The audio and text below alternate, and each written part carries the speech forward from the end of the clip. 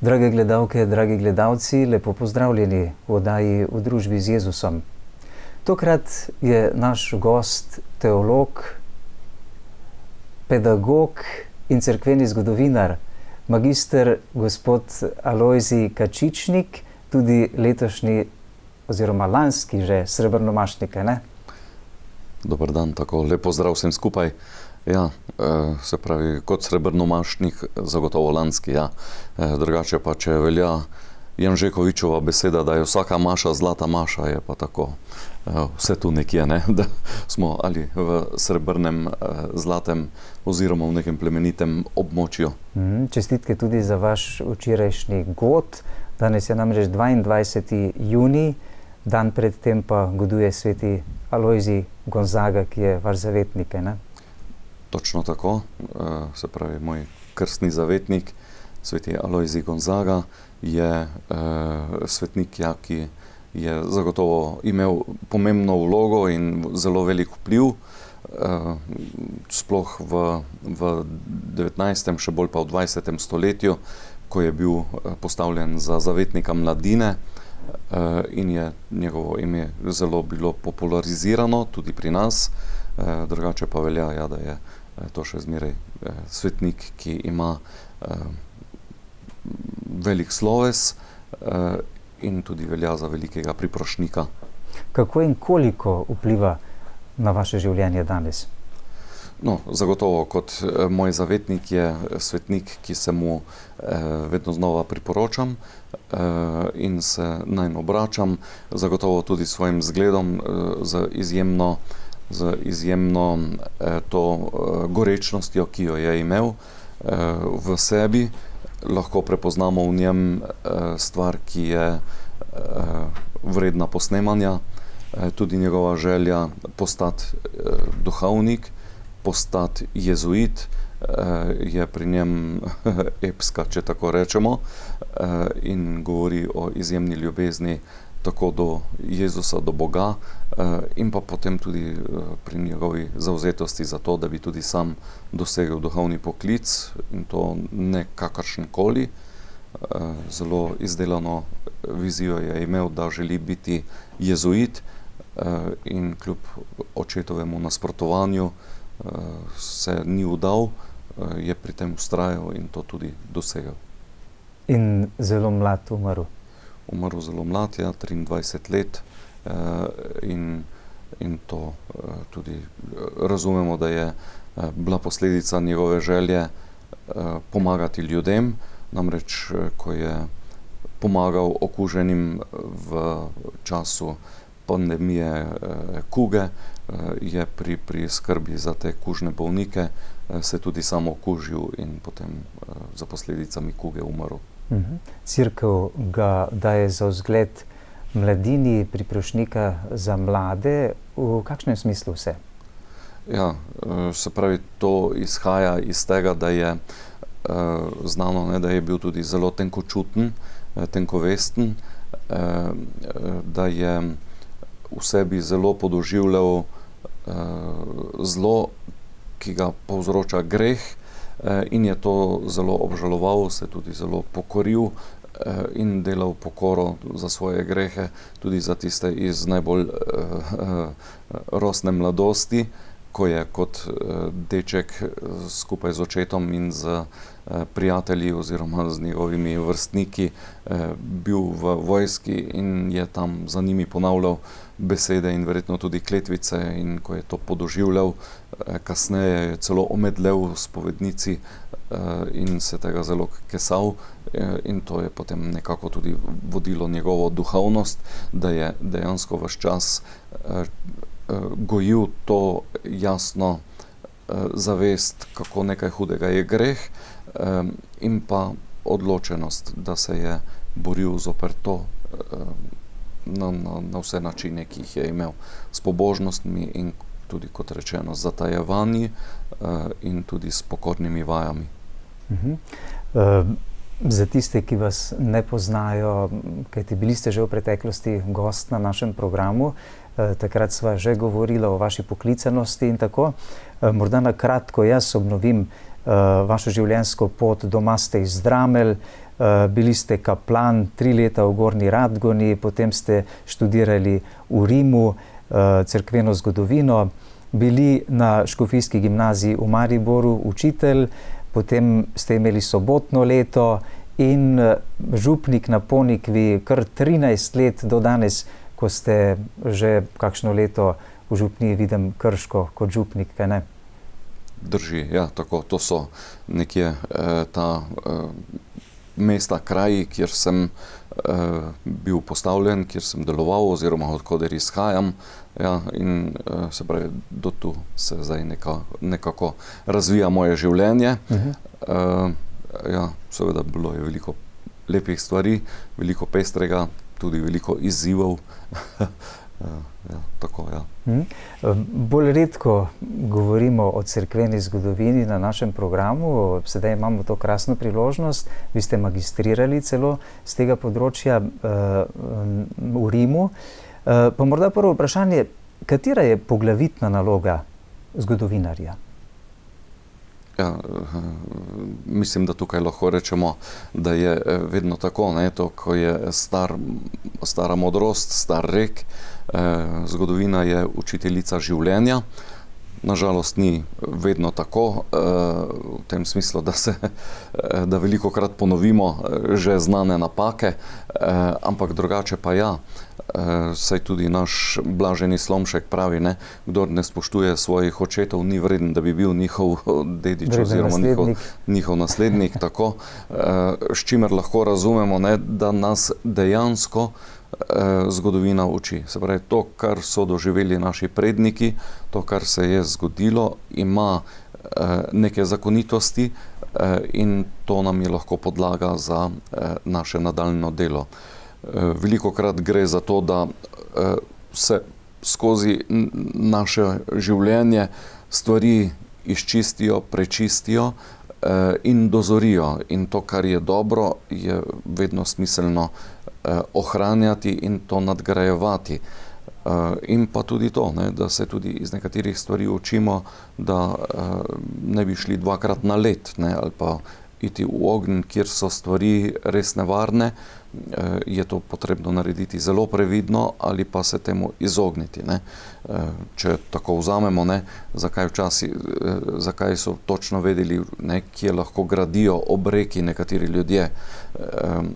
Tisti, ki je bil moder, je spoštoval staro tradicijo, ne, in ni postavljal objektov oziroma stvari v poplavno območje. Ne samo tam, kjer ni 2 leti poplavilo, ne, ampak so rekli, kjer dokoder sežejo 100-letne vode, do tja nima smisla, da karkoli delamo oziroma da upoštevamo, kaj se tam lahko godi. In to še danes vedno velja in tako velja za vsa področja. So nekatere stvari, ki imajo svojo zakonitost, tudi če se vsako leto ne ponovijo ali vsake 2 leti, na kakšen daljši rok pa je gotovo so stvari, ki kljub temu ostajajo in je modro, da jih upoštevamo, ne. Bodisi kot nevarnosti, bodisi tudi kot priložnosti, ki so in da smo pripravljeni, da se z njimi soočimo, ne. Da ne govorimo pri razvoju nekih idejnih in kulturnih, teoloških, duhovnih tokov, ki imajo tudi zelo dolgoročne posledice in lahko tudi zelo velike možnosti, da se razvijajo in nam prinesejo bogate kulturne sadove, duhovne sadove in je to pametno poznati in to spremljati. Kakšna bi bila človeška skupnost brez kolektivnega spomina?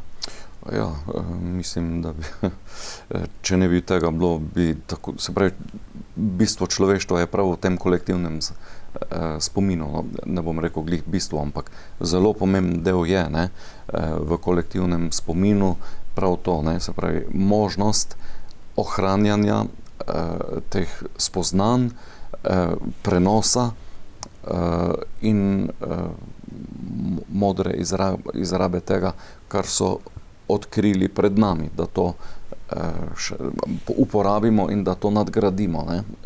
Se pravi, če tega ne bi bilo, bi bili nastopni pračloveka. zgodovina krščanstva je neločljivo povezana, pravimo, z razvojem celotne zahodne omike, ne.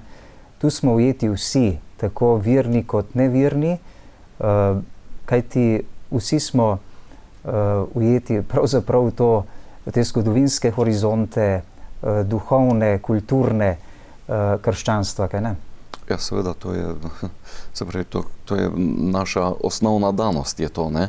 Se pravi, smo v nekem okolju, v nekem versko-kulturnem okolju, ki nam absolutno daje možnosti našega razvoja in delovanja, in iz tega črpamo moč najprej zase, in iz tega tudi potem lahko pomagamo drugim, da enako ali te kulturne tokove posvojijo, jih velikokrat lahko oplemenitimo, ne, lahko s tem, da odpiramo to, kar je pri nas že bilo, in to skušamo podoživeti na nov način, na drugačen način, da tukaj iščemo, ne, se pravi, zagotovo kristjani vidimo, ne, da tudi Bog vstopa v naše življenje na izjemen in enkraten način, vedno znova, in da je to, kar je že do zdaj ohranjeno v razodetju in v izročilu,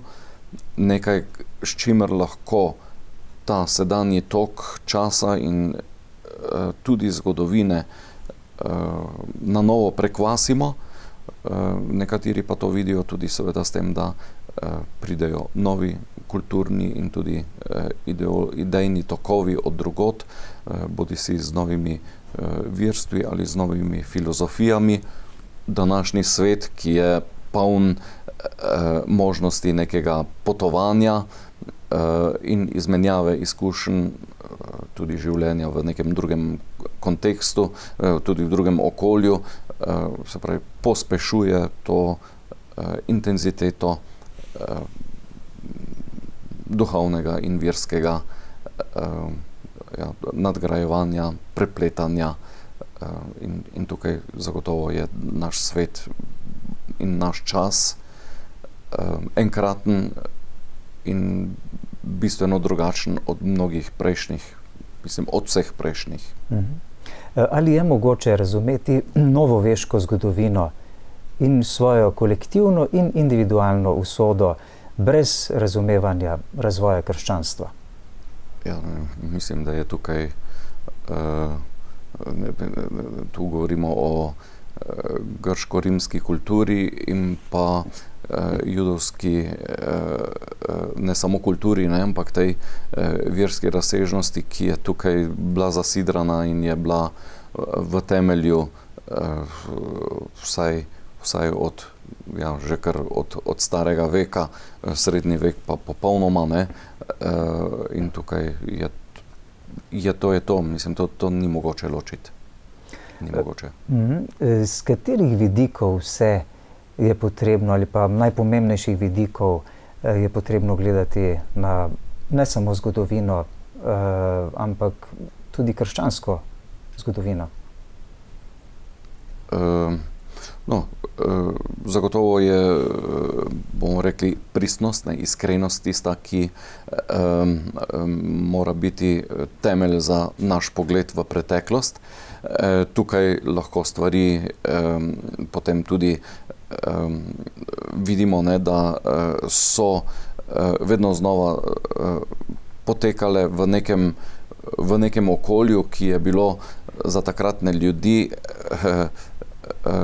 edini prostor, kjer so se lahko uresničili in so iskali največ, kar je bilo možno, ne. To je v človeku, da skuša razviti svoje možnosti in jih izkoristiti, in tukaj se je to dogajalo včasih zelo načrtno, včasih morda nekoliko manj, zagotovo pa je, zdaj, če gledamo nazaj, ne, mi stvari skušamo nazaj rekonstruirati in videti, kaj se je dogajalo, kakšni so bili motivi, ki so ljudi vodili, ne, zakaj so se zavzemali, kaj je pripeljalo, kaj jih je vodilo do tega, da so v nekem trenutku reagirali tako, kot so, in da mi danes te stvari pač vidimo kot jih, ne. Se pravi, zdaj velikokrat se ustavimo naprimer pri križarskih vojnah, ne, in mislimo, kako je mogoče, da se je to zgodilo. Ja, seveda, mi imamo naš pogled z našimi spoznanji, ki so zagotovo tudi spoznanja, ki so nastala tudi kot rezultat tega, kar se je dogajalo takrat, in tudi gledamo z določeno previdnostjo, ne, se pravi, ker poznamo rezultate, ne, se pravi, posledice tega, kam je pripeljala njihova dejavnost, zato tudi rečemo, pa kako so lahko to sprejemali, ne, ampak stvari so nastajale počasi, ne, in takrat mogoče niso ljudje vsega trenutku videli, kako bo. Vedeli so, če ne bodo naredili ničesar, jim bo vse spolzelo, in takrat so se pač odločali tako in so bili popolnoma prepričani, da morajo zastaviti svoje moči, da ustavijo prodor tistih, ki so onemogočali prost pretok romarjev v svete kraje. Bilo pa je seveda tudi mnogo drugih interesov, ne, tukaj so bili vojaški verjetno kot posledica, ampak bolj trgovski in ostali, kjer so si želeli voditelji, kralji, ne, se pravi voditelji raznih kraljestev zagotoviti čim bolj prosto pot in čim boljše možnosti za trgovanje, za izmenjavo svojih dobrin, in zato so potem tehtali, koliko so pripravljeni vložiti v to. Saj, kaj se godi danes, ne? Mogoče mi gledamo zelo na krizo v Ukrajini, v Rusiji, na vojno v Ukrajini, z neko svojim pogledom. Verjetno tudi ne, vidimo sami, da težko pridemo do zelo uravnoteženih informacij. Imamo najbrž nekoliko pristransko, smo informirani in se zelo črno-belo postavimo na kakšno stvar, velikokrat, ne, ker enostavno drugače ne moremo, ne. Ampak stvari so pa seveda, da je do tega prišlo, so pa zelo kompleksne, ne, in so nastajale dlje časa. Zelo verjetno, ne, tukaj govorimo vsaj za posledico od konca druge svetovne vojne, kjer so se stvari postavljale v nekem kontekstu, v globalnem kontekstu. Potem sploh v 90-ih letih, ko je prišlo do sesutja vzhodnega bloka in komunizma, in so se stvari postavljale na novo, tudi z nekimi obljubami, ki so potem se pokazale, da so jih vsak malo po svoje razumeli, in je nastopil čas, ko se pa zdaj zopet mirijo moči, dokot pa v resnici lahko kdo sega, ne. Nažalost pa trpijo zmeraj ljudje, ki so sami mogoče nič krivi pri tem, ne, pri tem niso imeli veliko možnosti, da bi pri tem neposredno odločali, in tako je. In smo spet pri tistem. Iz zgodovine vemo, da je na koncu zmeraj potrebno pogajanje, ne, in so potrebna pogajanja in tako. In da velikokrat je tako, da vprašanje, ne, se pravi, zaenkrat, če pač ne moremo reči, ne, kakšen bo izplen te vojne, zagotovo vemo, da bo veliko žrtev, da bo veliko gorja, še več, kot ga je že do zdaj, ne. In kaj smo se naučili iz velikih vojn, prve, druge svetovne vojne, če samo dve najbolj katastrofalni do zdaj izpostavimo, ne. Če preprosto rečemo, bore malo ali nič. Ne, zato je nažalost zgodovina ni velikokrat to, kar v resnici bi morala biti učiteljica življenja. Kdo so po vašem razumevanju krščanske zgodovine najpomembnejši ljudje v tej zgodovini, ki bi nas spomnili na nje, ki bi morali misliti na nje, ki so pomembni, da mislimo na njih tudi danes? Ja, no, se pravi, zdaj, če tako pogledamo krščansko zgodovino, ne, za nas so to svetniki, ne. Se pravi, svetost je tista stvar, ki je spreminjala svet, ne? Tako, ki je sposobna spreminjati svet, ki ga je spreminjala v preteklosti in ga lahko tudi danes. Dobro, tu smo potem navadno malo parafrizirali Janeza Pavla II. Ne, in smo rekli, da je edina sila, ki je sposobna spreminjati svet, ampak v resnici je tako. Svetost razumemo kot način življenja. Svetost razumemo kot neko modrost, ne, kot neko razsodnost in kot sposobnost v danih trenutkih realno odločiti, ne, realno sprejeti odločitve, ki bodo v blagor in v dobro celotnega človeštva. In jaz mislim, da tu je v resnici svetost. Ne.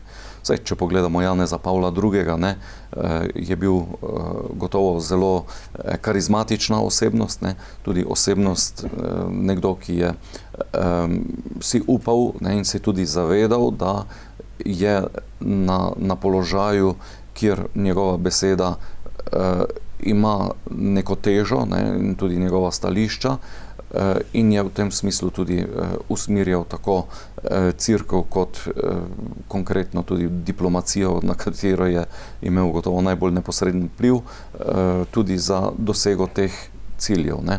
Ampak ne gre zdaj samo za mednarodno in za politično odločanje. Ne.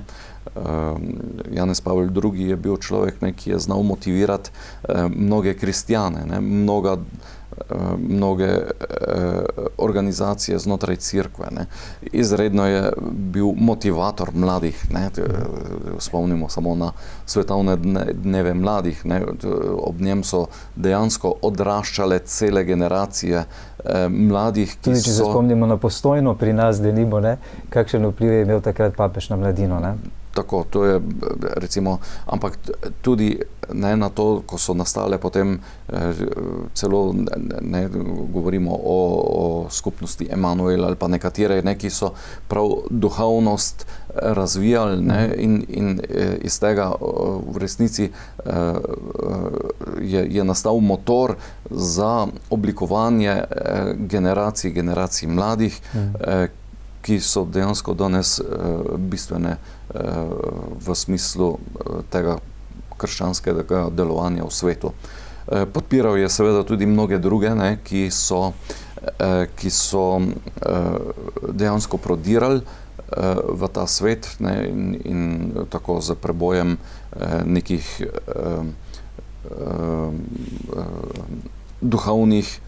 duhovnih skupin ljudi, ki jim je duhovnost pomagala, da so lahko svoje krščanstvo živeli v svetu, ne, da bi bili kvas v tem svetu, in tukaj mislim, da je bil res izjemno tako. No, in takšni ljudje, ne, oziroma svetniki so tisti, ki so garancija, da se ta svet ne zgubi, tudi v težkih trenutkih. Ne. Tudi da takrat, ko recimo mogoče malo zanihamo in pademo, da ne izgubimo upanja in poguma, da je vredno vztrajati dobrem. No, tu mi je prišla tudi zdaj ena Slomškova misel, takole pred oči, je ne bom znal ponoviti tako, kot jo je rekel on, ampak v resnici, če povzamem, je pa tako. Ne, lahko obupujemo nad današnjim svetom, ampak samo, če imamo zastrte oči in ne vidimo, ne, da Bog deluje, in če ne verjamemo, da nas bo on peljal naprej in da je tudi danes veliko dobrega, ne, veliko lepega v našem svetu in veliko tistega, kar nam pomaga, da se ne vdamo in ne rečemo, in ne vržemo puške v koruzo in ne rečemo, ne splača se, ker je tako vse propadlo. Ne, Bog nas glih zato ta svet postavlja, da tukaj ohranimo upanje in vero, da bomo z zakoreninjenostjo v njega našli pot naprej. In to pa je stvar, ki je bila pri Slomšku tista, ki je delovala, je tudi takrat bilo težko, ne, tudi on velikokrat jadikuje nad svojimi časi in nad ljudmi, ne, češ, da je vse nekako zapuščeno in da se ne odzivajo dovolj na duhovne potrebe in predloge, ampak ne, se pravi, njegova veličina je v tem, da je pa iskal poti, kje pa lahko nekaj naredi, kakšno društvo lahko podpre, da se je odločil za knjige, za pisanje, da je spodbudil, da je bilo veliko kvalitetnih avtorjev in da je podpiral tiste, ki so v tem tudi bili pripravljeni z njim sodelovati. Ne, se pravi, konkretno, da so ustanavljali neke sklade, štipendijske sklade, da je nagrajeval dobre učitelje in da jih je dejansko ne samo rekel, v redu, delajte tako, ampak da jih je dejansko motiviral, da je bilo čim več dobrih učiteljev, da so bili starši tisti, ki niso stvari prepustili, ampak da so se videli kot dobre vzgojitele in to je on podpiral. In s tem je bil on izjemen človek. Ne. Gospod Kačičnik, ali ni naravnost čudežno dejstvo, da je vera v Kristusa v vseh stoletjih prerodila toliko ljudi in rodov? Ni ozdravila le življenj posameznikov, temveč tudi njihov odnos do življenja, njihove vrednote, kulturo, njihovo vsakodnevno delo v družbi. Ja, sej zato smo tukaj, ne? Se pravi, v svetu smo zato, da smo kvas, ne? Da smo tisti, ki smo vrata ali pa se pravi da dopustimo, da preko nas raste Božje kraljestvo, ne. Torej, tukaj smo zato, ker nam Bog daje darove, ne, zato, da so v korist vsem. Pomeni, ne, da to, kar Bog daje meni, daje celotnemu sedanjemu človeštvu, da preko tega on vstopa v ta svet, ne, ali pa preko vas, preko vsakega človeka in da si tukaj tudi pomagamo, da stvari pravilno razumemo in da predvsem res se veselimo tega, da nas Bog ne pusti samih. Ne. Ali je poznavanje zgodovine krščanstva veri v pomoč ali v oviro? Ja, lahko je oboje, ne. Se pravi, če se preveč osredotočimo na posamezne dogodke, nam je lahko tudi v oviro, ne. Se pravi, zagotovo gre za veliko škandaloznih stvari, ki so se dogajale v raznih obdobjih, ne. Potem tako, sam se spomnim, ne, da sem nekako dolgo časa bil prepričan, mi živimo v zelo zlatem obdobju, najboljšem obdobju, ne. Mi smo zdaj nekje prišli do vrhunca, ne, in razvoja. Nam se ne more zgoditi nič slabega, ker vse vemo, kako je bilo, ne? Vse smo se odločili zelo idealistično, ne? In recimo ena taka zelo huda streznitev zame je bila vojna za osamosvojitev Slovenije. Ne? No, do takrat sem res živel v tem, ne? Tudi to, kar smo v šoli zmeraj poslušali, ne? Nikoli več vojne in to, jaz mislim, da to res tako je, ne? In da je to vse miroljubno in da delamo za to, da dejansko smo kvečjemu zavarovani pred nekim zunanjim sovražnikom. Ne? Sovražnik je vedno tukaj. Ne? Tako je se potem skazalo, ne? Lahko pa to razumemo tudi v duhovnem smislu, da je tudi tako. Ne? Se pravi, tudi ko si najbolj prepričan, ne, da si dosegel nek cilj, ne, in da živiš na mirnem morju, ne, takrat je vihar lahko najbolj rušilen, uničujoč, ker si nepripravljen, da se lahko nekaj zgodi.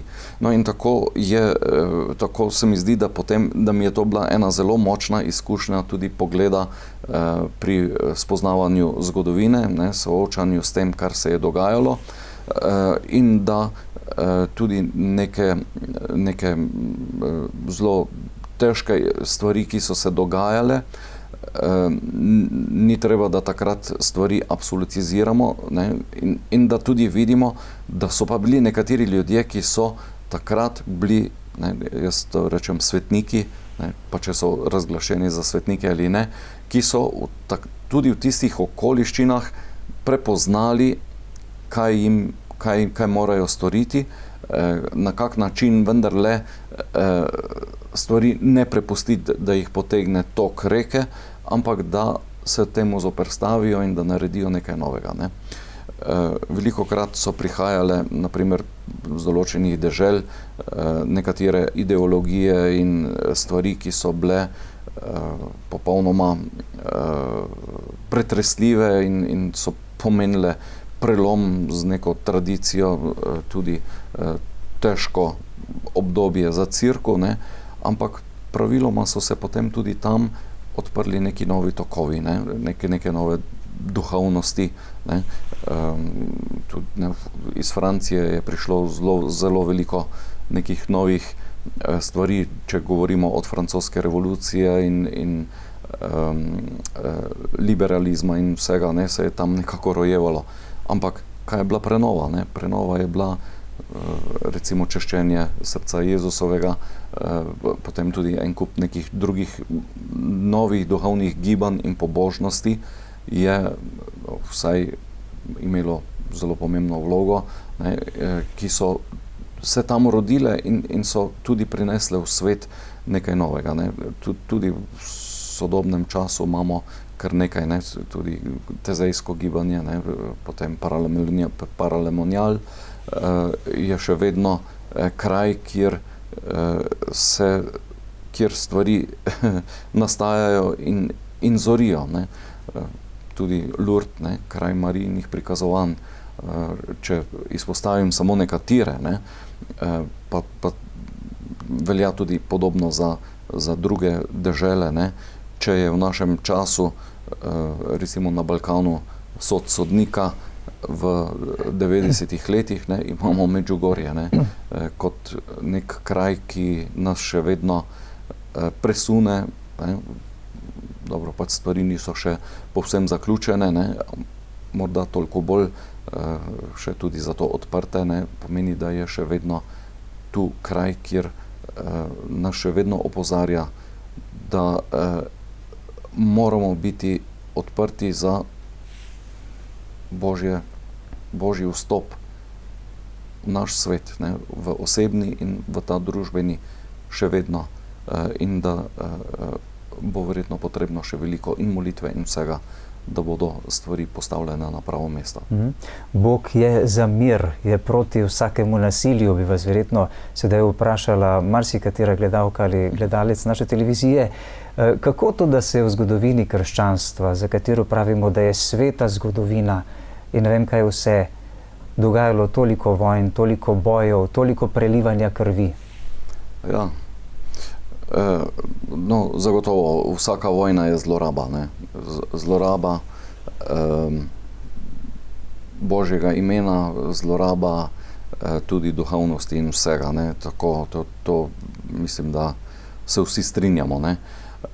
Seveda, ampak potem pa, ko pa pridemo nekje do nekega poteka dogodkov, smo pa tam, ne, ko se je pa velikokrat treba braniti, ne, in kako se boš branil, če te nekdo napade, ne? Ne moreš drugače kot z orožjem, ne? In to pomeni, da vojne so bile gotovo tudi sestavni del tudi te duhovne izkušnje. Dobro, če jo v duhovnem smislu gledamo, je zagotovo tako, ne, da zoper zlo se je potrebno boriti, ne. To ni izbire. Če se proti zlu ne borimo, se bo zlo v nas usililo, ne. Je kot neka zajedavka, ne, bršljan ali pa neka rastlina, če je nasilno ne odstranimo, bo ona našla pot in bo želela posedovati zmeraj več in več. Ne. In tako je tudi tukaj. Zlo je in proti zlu se je potrebno boriti vedno.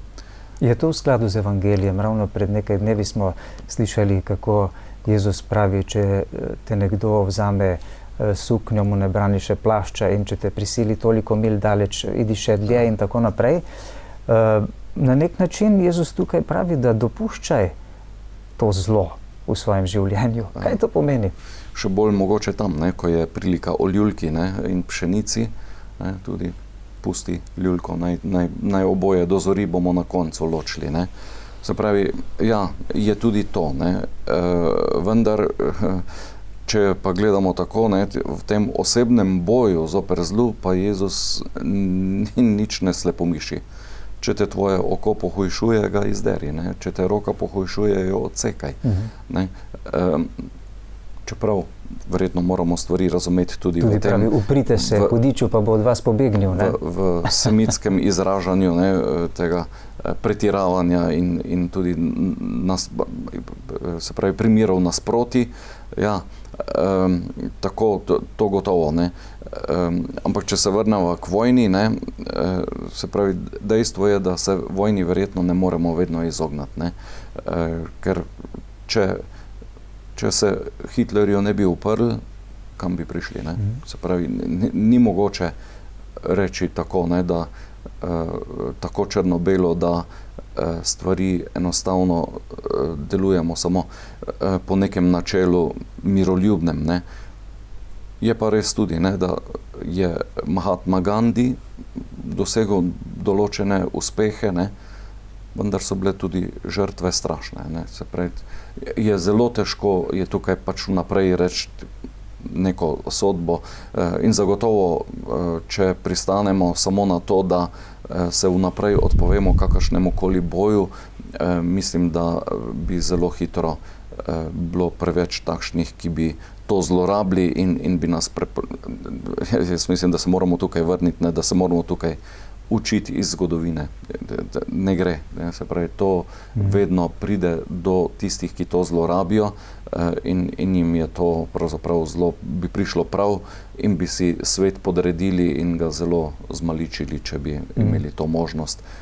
Se pravi, to je nerealno se postaviti na to stališče in reči, bomo živeli brez kakršnega koli obrambnega sistema, brez tega, da smo pripravljeni braniti stvari tudi bolj odločno.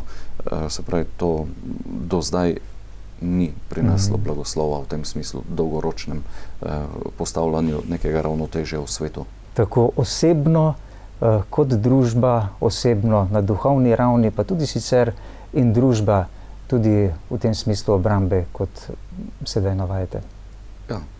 Se pravi, osebno pa je pa ta korenitost boja proti zlu, ne, ampak tukaj res ne mislimo na orožje, ne, ampak na doslednost, da pač enostavno ne pustimo, da nas neke stvari, ki so slabe, okupirajo, da jim damo priložnost, da se z njimi sprijaznimo in udomačimo in se ne borimo proti njim. Ne. Se pravi, to ni krščanska drža. Ne. Se pravi, krščanska drža je vedno iskanje dobrega in borba za njega. Ne. To mi tudi zmeraj pride prav nekako tudi to neka razlaga recimo Božjih zapovedi, ne, ki jih moramo razumeti veliko širše kot samo dobesedno razumevanje 2-3 besed, ki so postavljene, ne pričaj po krivem. Ne gre samo za to, da se zavežemo, da ne bomo krivo pričali na sodišču, kar bi lahko najbolj ozko razlago rekli, ne, da gre pač za prepoved lažnivega pričanja pred sodnikom. Ja, seveda, ne, ampak gre širše. Nikoli ne smemo govoriti, se pravi, prisegati na laž oziroma na, se pravi, na to, da bi pristali, da ni resnica na prvem mestu. Ne. Še več, tudi drugim moramo pomagati in braniti, ne, ko se borijo za resnico. In tudi sami, ne, se pravi, ta širša razlaga je pa ta, ne, da 8. Božja zapoved, ne pričaj po krivem, pomeni, se pravi, govori resnico in se za njo prizadevaj, jo brani pred vsemi in načrtno se moramo boriti za resnico, tako, ne, to je.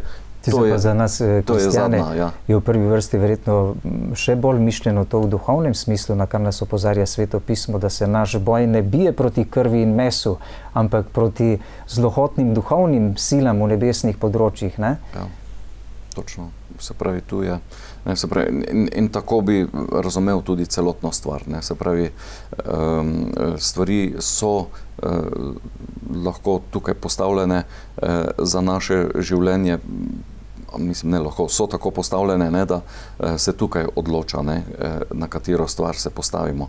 Če se začnemo sprijaznjevati z nekimi spodrsljaji, ne, nas bo to zmeraj bolj uspavalo in nas nekam odpeljalo. Ne. Spravi, po Ignacijovo, lojolsko, ne, je krščanska izbira, ne izbira med dobrim in slabim.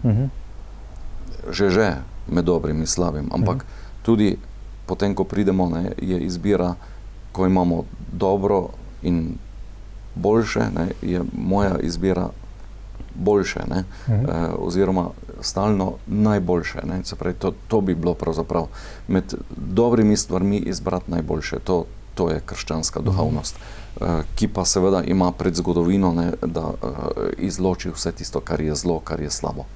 Dobro, rad bi še ostal malo pri preteklosti, pri zgodovini.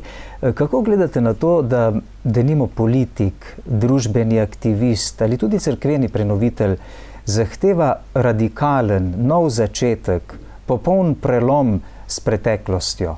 Ali je to sploh mogoče?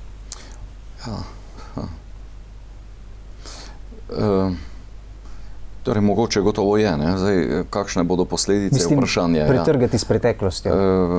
Po moje bi rekel tako, ni to preveč pametno, ne? Se pravi, to je revolucionarni pristop, ne? Ki se praviloma skaže, da iz enega enoumja pripelje v drugo enoumje, ne? To je največkrat je tako, ne? Se pravi, odmisliti preteklost je zelo bi rekel, tvegano dejanje. No.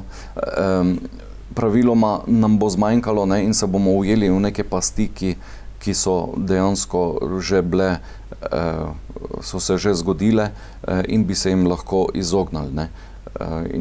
In revolucije, tu, če gledamo to zadnje, ki jih mogoče malo bolj poznamo, pokažejo točno to, ne, da to, kar so hoteli preseči, ne, so se mogoče glih tukaj najbolj ujeli v neke pasti in so se stvari zgodile samo še na malo hujši način, kot so že bile prej. Ne. In tako, da vidimo, ja. Nazadnje, na sleherni rod, če tudi neopazno vplivajo prejšnji rodovi, ne? Ja, zato ker, ne, se pravi, so neke stvari, so tiste, ki jih pač nosimo v sebi in so mogoče malo dedno, ne, pogojene, zato ker ne, se tudi nekatere, to zdaj pravijo, ne, da tudi nekatere stvari, ki si jih privzgojimo, na nek način postanejo tudi del našega dednega zapisa. Ne. In imamo eno stvari, ki pa nikoli ne govorimo o njih, ampak jih mi z svojim načinom življenja enostavno prenesemo, ne, na svoje okolje in jih prenesemo na mlajše potomce, ne, se pravi na mlade rodove, nekaj za vzgojo, nekaj pa s tem, kar ni nikjer, ampak se enostavno se prenese. Ne. Torej, ni načrtno, pa kljub temu se prenese. Ne. In zato so stvari, ki so v preteklosti in so dobre in so lahko tudi slabe, ne, eno in drugo, ampak ene in druge prenesemo. In če naredimo radikalni prelom s preteklostjo, je zelo verjetno, da nam ne bo uspelo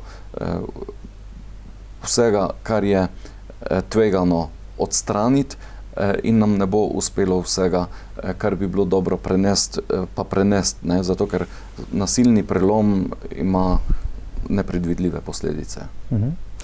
Ali bi nas zgodovina morala reševati tudi pred neprimernimi vplivi našega časa? Seveda, zagotovo. Glih zato, ne? Ker če bi stvari dovolj dobro poznali iz preteklosti in če bi jim tudi dali pravilno težo, takšno, kot jo je v preteklosti so imele stvari, se pravi, da bi jih znali tako presoditi, bi jih potem tudi znali verjetno umestiti v sedanji čas veliko bolj realno, ne? Se pravi, veliko bolj resnično. Se pravi, pravim nevarnostim bi odmerili pravo težo in tudi tiste rezerve oziroma možnosti, ki so, ne? Se pravi, neke neprebojene stvari, bi jih pa verjetno znali aktivirati, ne? Se pravi, bi jih znali prebuditi, razviti in seveda od njih imeti korist. Na kakšen način naj bi torej živeli, da bi mogli preteklost sprejeti v sedanjost? Ja, to je način krščanskega življenja, ne? To se pravi, biti z eno nogo v tem svetu in z eno pa v nebesih oziroma v duhovnem svetu, ne? Pomeni z molitvijo gledati ta svet, ga imeti rad, ampak hkrati biti zelo pozoren, ne, kaj se v njem dogaja. In z molitvijo iskati in črpati moč, nadnaravno moč, ki mi jo Bog daje. Po razodetju, preko ljudi, preko narave, skratka preko vsega, kar je tukaj.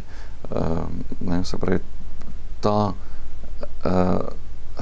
uravnoteženost, ne, v duhovno konkretnem svetu je tista, ki je najlepša in najbolj zanesljiva popotnica za kristjana in končno za vsakega človeka. Ja. Ali je krščanstvo zgodovinska religija in kaj to pomeni? Ja, to zdaj imamo verjetno več interpretacij okrog tega, ne.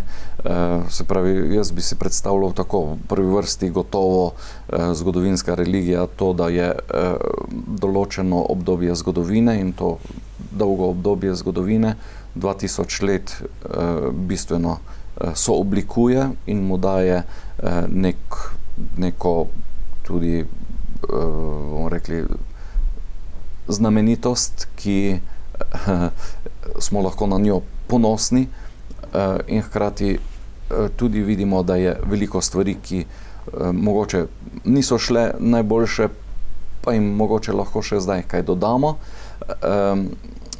To je gotovo en vidik, ne, se pravi, da dejansko v neki zgodovini zavzemamo neko mesto. Druga stvar, da je zgodovinska religija, bi razumel to, da je zelo značilna, ima neko zelo karakteristična v tem smislu, da je drugačna od vseh drugih in da je krščanstvo prineslo v ta svet nekaj bistvenega in nekaj zelo drugačnega kot katerakoli druga religija, ne. In to je po moje tudi krščanstvu dalo to moč in preboj, da je dejansko v nekem času zmogla integrirati mnoge stvari, tudi grško-rimsko kulturo, ne, ki sta v takratnem jedru bili mnogo kaj drugega, ne, in je bilo potrebno narediti zelo močno preobrazbo, da smo lahko rekli, ne, da je nastala neka krščanska družba, ne, neko krščansko obdobje, in to je krščanstvo zmoglo, ne, z nekim zelo močnim miselnim delom, ne, teološko-filozofskim razmislekom in potem tudi implementacijo v pozni antiki in pa v srednjem veku, ne, in tukaj je krščanstvo seveda zgodovinska religija v tem smislu, da je uspelo nekaj izjemnega, in kar je tudi omogočilo ta izjemen preboj te grško-rimske kulture, evropske miselnosti skozi, govorimo 1500 let vsaj, ne, ali pa vsaj 1000 let, ne, in ki je pripeljala tudi do tega izjemnega tehničnega preboja, ki ga danes poznamo. Jaz mislim, da je to v jedru velik prispevek tega krščanskega pogleda na svet, na darove, ki nam jih Bog daje, tudi na to, da smo za to odgovorni, da jih razvijamo in da jih uporabljamo v skupno dobro, ne. To je zagotovo, ne, se pravi, z tega vidika lahko govorimo o zgodovinskosti, enkratnosti in izjemnosti krščanstva. Zagotovo, če govorimo o krščanstvu kot viri, mislim, da je krščanstvo res prebudilo ogromno svetnikov, ne. To je tudi ena stvar, ki bi jo zelo, zelo rad položil, ne, vsakemu na srce, ki karkoli gleda v zgodovino. Glejte, kot smo se prej pogovarjala, ne, včasih vidimo neke stvari, ki nas zbodejo, ne, v zgodovini, ali pa vidimo neka obdobja, ki so cela obdobja, ne, in rečemo, če mogoče tudi malo zapademo temu, kar mnogi posplošijo in rečejo temni srednji vek, ne, črni, ne, vse je bilo narobe. Ja, kje pa? V tem zelo burnem času, ne, je bilo toliko nekih prebojev svetnikov, toliko enih stvari, ki so se dogajale, ki so ljudem pomagale, da so zmogli živeti v tistem velikokrat res tudi neprijaznem okolju in času, ne.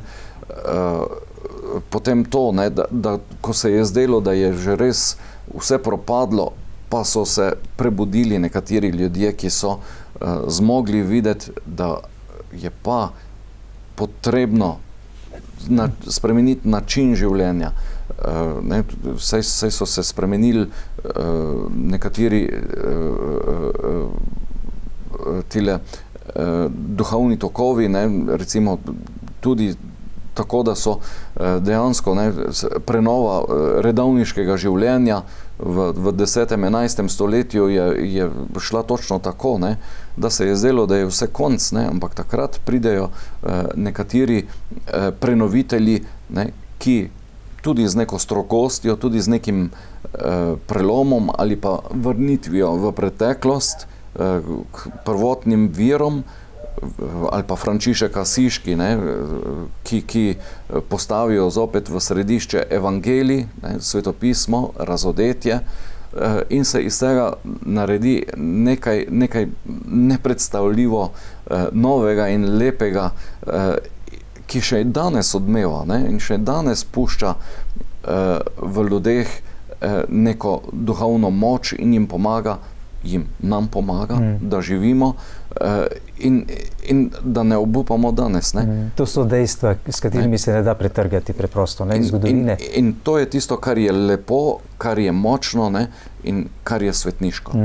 Gospod Kačičnik, vaše znanstveno, strokovno raziskovanje in posvečanje vašega dragocenega časa, poleg teološkega dela, je zgodovina, kot že sedaj vse skozi govoriva. Magistrirali ste v Rimu na temo cerkvene zgodovine in tudi pripravljali doktorat, ne, ki še ga niste dokončali, kolikor vem, ne? Ja.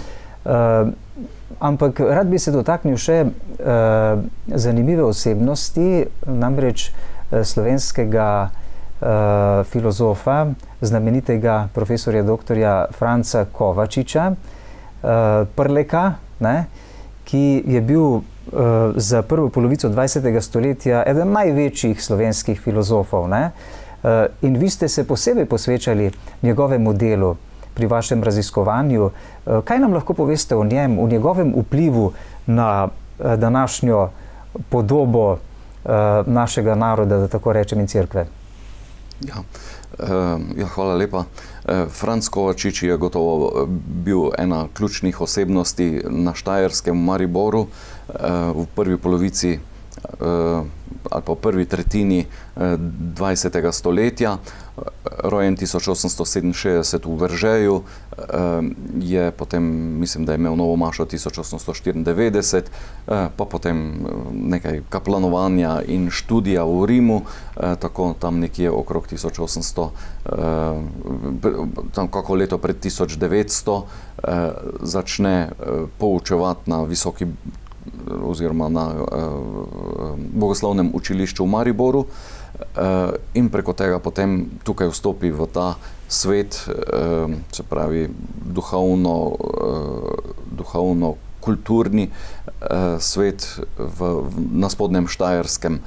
Bil je izreden domoljub in tukaj se je potem tudi tako zapisal na Spodnjem Štajerskem.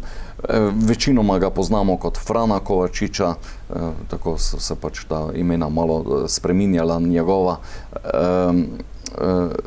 in je on tisti, ki je dejansko s svojim delom potem oblikoval neko osnovo za to, da se je sploh lahko vse odvilo tako, kot se je. V resnici sem se jaz ukvarjal z njim predvsem kot zgodovinarjem, to nekako bolj z tega vidika sem ga gledal, čeprav je bil on, in tako smo ga večinoma tudi poznamo kot izjemnega zgodovinarja, v resnici pa je bil poslan na študij filozofije in je tudi bil ves čas predavatelj filozofije. Tudi mislim, da je predaval neke zgodovine v bogoslovju, se pravi na bogoslovni šoli, vendar njegovo težišče, znanstveno težišče je bilo to zadevno, se pravi po izobrazbi je bil filozof in je tudi tukaj dosegal izjemne rezultate, ne. Se pravi, on se je zelo zavzemal prav iz tega domoljubnega zanosa, ki ga je v sebi gojil, je si prizadeval, da bi dejansko stvari potekale v slovenskem jeziku, v domačem jeziku.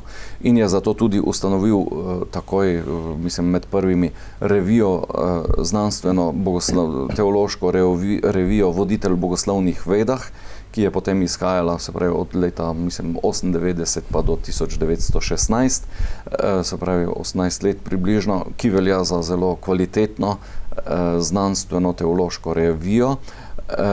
In to je bila težnja, da so to bili prispevki v slovenskem jeziku. Danes se nam to ne zdi nič posebnega, ne? Takrat pa ni bil razvit jezik še, ne? In so prav preko teh člankov zelo razvijali, tudi se potem je tudi bilo več debat okrog tega, ne? Kako sloveniti nekatere izraze, ali vse sloveniti, ali samo nekatere, ali enostavno ohraniti te do takrat uveljavljene izraze, bodi si latinske ali pa kakšne druge že. Tukaj so gotovo tudi imeli veliko težo nemško izrazoslovje, nemška etimologija, ker je to bilo to, ne. On je vztrajal in je dejansko vse stvari sloveno. In mnoge so se ohranile in jih dejansko uporabljamo, ne. Drugače, on se ne bi strinjal, da uporabljamo ime televizija, ne.